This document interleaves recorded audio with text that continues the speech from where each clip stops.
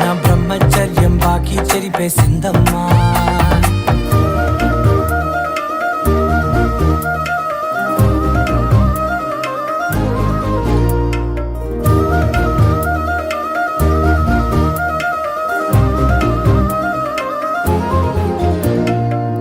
ఏకాంతాలన్నీ ఏకాంతం లేక ఏకరువే పెట్టాయే ఏకంగా. సంతోషాలన్నీ సెలవన్నది లేక మనతోనే కొలువయ్యే మొత్తంగా. స్వాగతాలు లేని ఒంట్లో ఉండలేక విరహం